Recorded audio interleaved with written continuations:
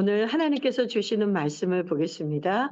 오늘 주님이 주신 말씀은 욥기 40편 1절에서 14절까지의 말씀입니다. 제가 봉독하겠습니다. 여호와께서 또 욥에게 일러 말씀하시되 트집 잡는 자가 전능자와 다투겠느냐 하나님을 탓하는 자는 대답할지니라. 욥이 여호와께 대답하여 이르되 보소서 나는 비쳐나오니 무엇이라 주께 대답하리이까 손으로 내 입을 가릴 뿐이로소이다. 내가 한 번 말하였사온즉 다시는 더 대답하지 아니하겠나이다. 그때 여호와께서 폭풍우 가운데 욥에게 일러 말씀하시되 너는 대장부처럼 허리를 묶고 내가 내게 묻겠으니 내게 대답할지니라. 내가 내 공의를 부인하려느냐 내 의를 세우려고 나를 악하다 말하겠느냐. 내가 하나님처럼 능력이 있느냐 하나님처럼 천둥 소리를 내겠느냐. 너는 위엄과 존귀로 단장하며 영광과 영화를 입을지니라. 너의 넘치는 노를 비우고 교만한 자를 발견하여 모두 낮추되 모든 교만한 자를 발견하여 낮아지게 하며 악인을 그들의 처소에서 짓밟을지니라. 그들을 함께 진토에 묻고 그들의 얼굴을 싸서 은밀한 곳에 둘지니라. 그리하면 내 오른손이 너를 구원할 수 있다고 내가 인정하리라. 아멘. 오늘 하나님께서 주신 이 말씀 설교의 제목은 하나님의 절대 주권 앞에 엎드립시다입니다. 여러분 이제 욥기의 마지막을 향해 다가가고 있습니다.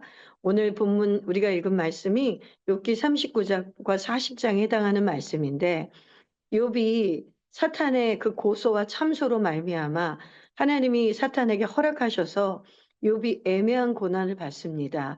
욥의 죄의 문제로 고난받은 것이 아니라 하나님의 절대 주권 가운데 하나님이 욥의 시험 당함을 허락하셨습니다. 왜냐하면 하나님은 욥을 더 동방의 의인이었지만 진정한 하나님의 의로 옷 입혀 주시고 욥을 더 영화롭게 하시고 하나님이 더 견고하게 믿음을 견고하게 하시려고 이 시험 당함을 허락하셨습니다. 근데 욥이 처음에는 주신 이도 여호와시요 또 취하신 이도 여호와시니 오직 하나님께 찬양드리겠다고 엎드려 겸손하게 경배합니다.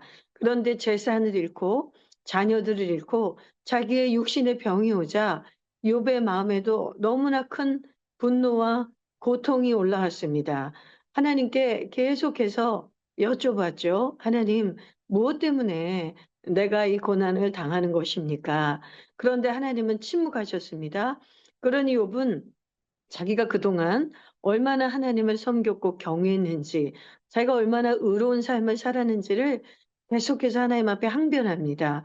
그리고 욥의 세 친구와 또 이제 마지막에 엘리후까지 네 명의 사람들이 욥에게 와서 너의 죄 때문일 것이다. 인과응보이다. 네가 분명히 무언가 죄를 지었기 때문에 이러한 징계와 벌을 받는 것이다.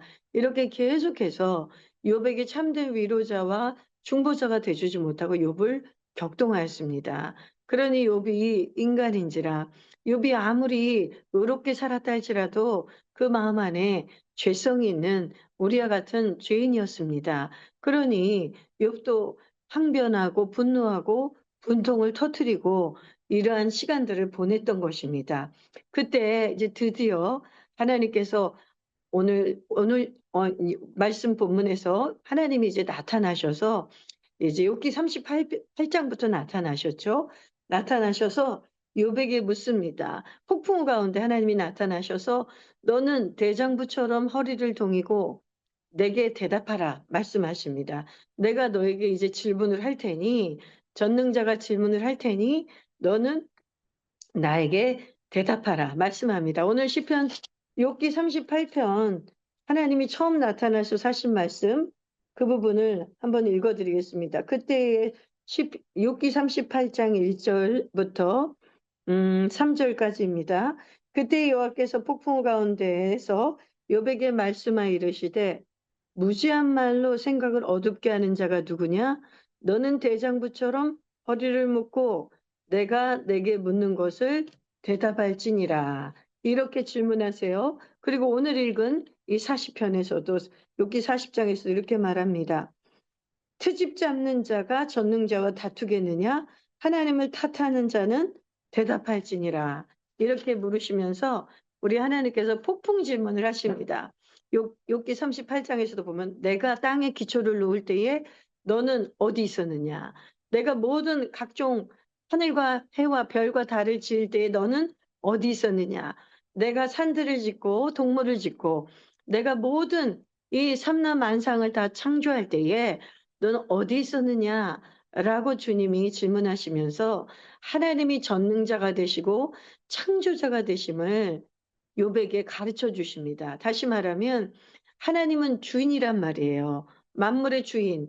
그래서 만물의 주인의 권리를 갖고 계신 분이세요.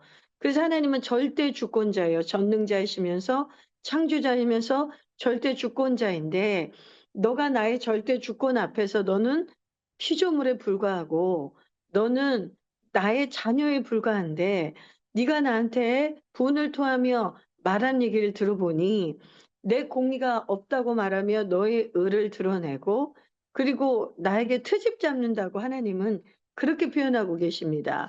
전능자에게 트집 잡고 전능자를 지금 네가 탓하고 있구나. 이러면서 하나님이 가르쳐 주시는 거예요. 여러분, 욥만 이렇게 하는 것이 아니죠. 욥은 오히려 양반이죠. 욥은 처음에는 하나님을 경외하고 온전하게 하나님께 영광을 돌렸어요. 그런데 이 고난이 너무 심해지니까 욥의 안에 있는 자기의 본성이 욥의 죄의 본성이 다 드러난 것입니다. 우리는 어떻습니까? 우리 말할 것도 없죠. 우리가 하나님께 입을 벌려 원망하고 하나님께 트집 잡고 전능자를 탓한 그런 일들이 얼마나 많았습니까? 그래서 오늘 이 욥의 이 모습을 보면서 우리의 모습은 욥보다 더하면 더했지 못하지 않는다는 것을 깨닫습니다. 그래서 오늘 설교의 제목처럼 하나님의 절대 주권 앞에 엎드리자고 했는데 우리는 그렇다면 어떻게 하나님의 절대 주권 앞에 엎드릴 수 있을까요? 오늘 세 가지의 우리 적용점을 한번 우리가 나눠보면서 우리가 하나님의 주인된 권리를 인정한다면 하나님이 전능자라는 것을 인정한다면 하나님이 나의 창조자이시오 나의 구원자이심을 인정한다면 우리는 그분의 주인된 권리를 우리가 인정하고 그 앞에 엎드려야 되겠습니다. 그러려면 이 세 가지를 우리가 삶에 적용해야 됩니다. 첫 번째, 우리는 전능하신 하나님 앞에서 말을 삼가야 합니다. 말을 함부로 해서는 안 됩니다. 느껴지는 대로 생각나는 대로 내가 분이 나는 대로 그 순간에 내가 하고 싶은 말을 다 쏟아내서는 안 됩니다. 여러분 전도서의 말씀에 보면 5장 2 절에 이런 말씀이 있습니다. "너는 하나님 앞에서 함부로 입을 열지 말며 급한 마음으로 말을 내지 말라. 하나님은 하늘에 계시고 너는 땅에 있음이니라. 그런즉 마땅히 말을 적게 할 것이라." 라고 전도서 기자가 우리에게 권면해 주고 있어요. 여러분 우리 옛날 속담에도 있죠. "말이 적으면 실수가 적습니다."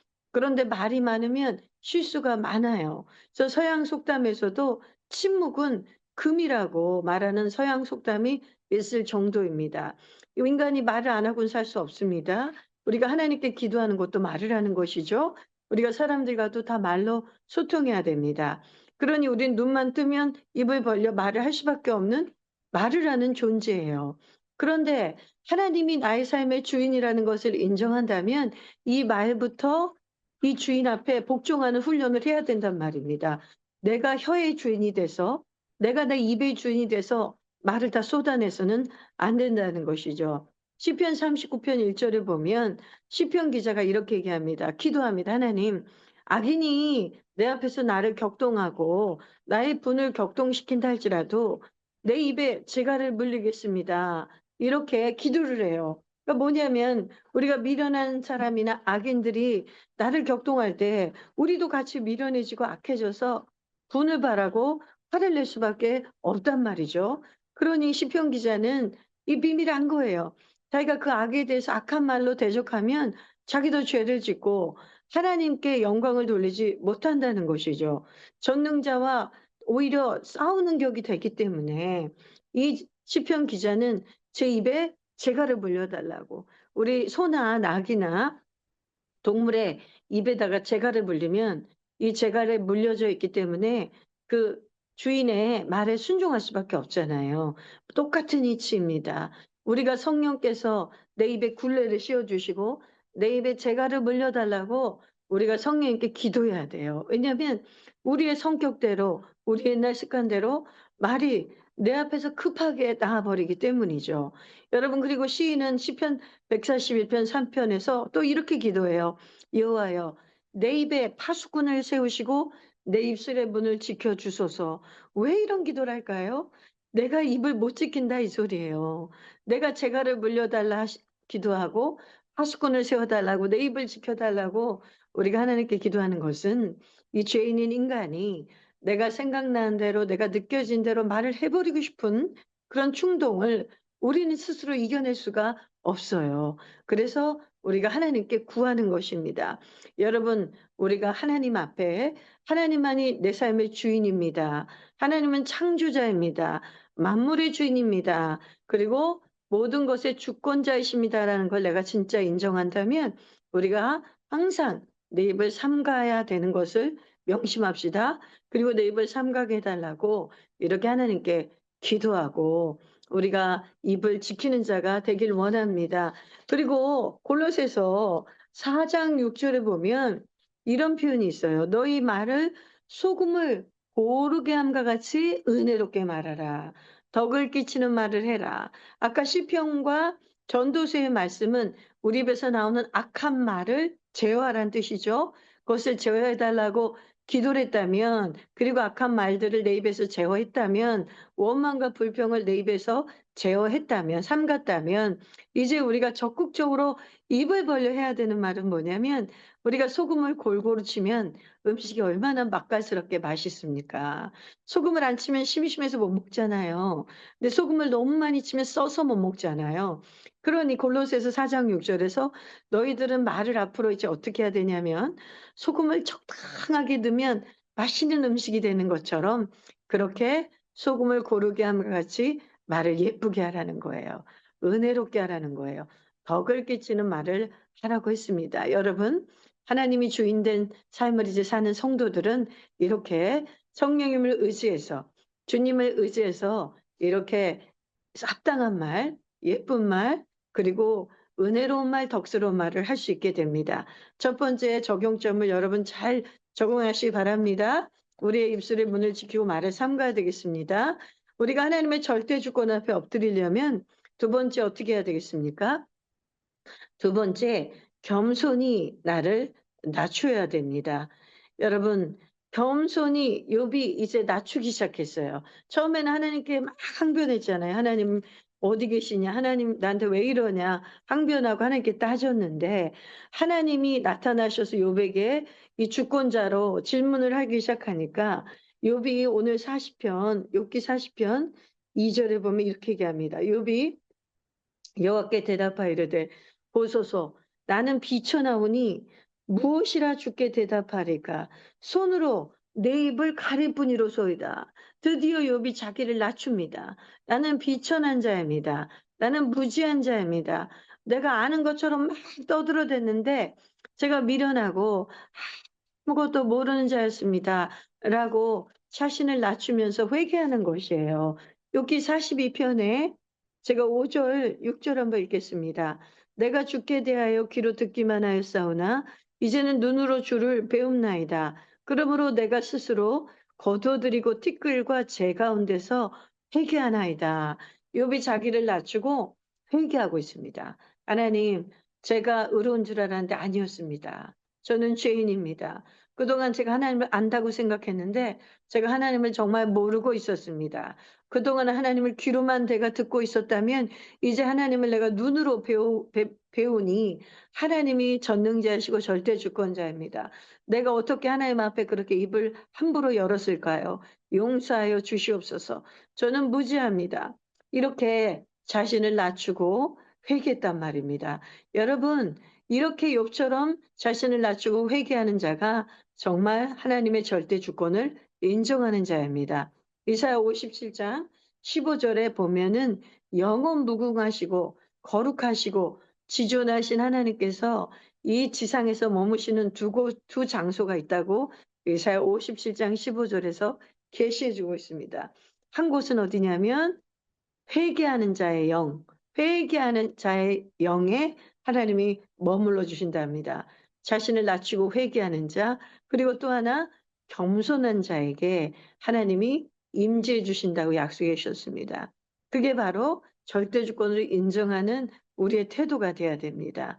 늘 "우리는 죄인입니다."라고 회개하며 우리를 주인 앞에 낮추는 종처럼 겸손하게 우리를 낮춰야 되겠습니다. 사랑하는 우리 자매님 여러분, 여러분들 마음에도 하나님 앞에 나도 모르게 우리 마음이 높아져 있고, 또 우리 자매님들 방 안에서, 내 방 안에서 나도 모르게 내 마음이 높아져 있고, 나도 모르게 실장님보다도 높아져 있고, 또 실장님들은 나도 모르게 팀장님보다 마음이 높아져 있고, 나도 모르게 내가 무엇이나 된 것처럼 그렇게 우리가 착각할 때가 있습니다. 여러분 누구나 그렇습니다. 저도 그래요, 저도. 저도 그렇습니다. 사람들에게 인정을 조금만 받고 사람들이 "잘한다." 이렇게 칭찬해 주고 그렇게 해 주면 내가 무엇이나 된 줄 알고 우쭐하고 자랑하는 마음이 쑥 올라온단 말입니다. 여러분 옛날에 제가 어렸을 때 청년의 시절에 어떤 부흥사 강사님이 얘기해 주신 걸 제가 평생 잊지 않고 있습니다. "교만은 어떻게 자라냐면 장마철에 잡초 자라듯이 자란다." 이렇게 가르쳐 주셨어요. 여러분은 다 농사를 지으시니까 잡초가 얼마나 빨리 자라는지 아시죠? 여러분 아시죠? 옥수수 농사 짓고 뭐 고추 농사 짓고 깻잎 심고 다 심다 보면 이 원식물이 자라지 못하도록 얼마나 잡초가 억세게 자랍니까? 그리고 비가 한번 오고 나면 그렇게 쑥 자라 있잖아요. 오히려 다른 농작물이 쑥쑥 자라 있어야 되는데 잡초가 더 자라 있잖아요. 우리 교만이 그렇단 말입니다. 하나님의 말씀의 알곡이 내 안에서 쑥쑥 자라야 되는데 이 교만의 가라지가, 이 교만의 잡초가 그 하나님의 말씀에 열매 맺지 못하게 막 그렇게 그 농작물을 잡고 있는 잡초처럼 우리의 심령을 잡고 있단 말입니다. 그래서 우리는 어떻게 해야 되냐면 우리가 그 농작물이 잘 자라게 하려면 잡초 다 뽑아 줘야 되죠. 잡초를 자르면 안 돼요. 뽑아 줘야죠. 자르면 뿌리가 있으니까 또 자랄 거 아니에요. 그러니까 그 깊 잡초는 또 뿌리도 되게 깊어요.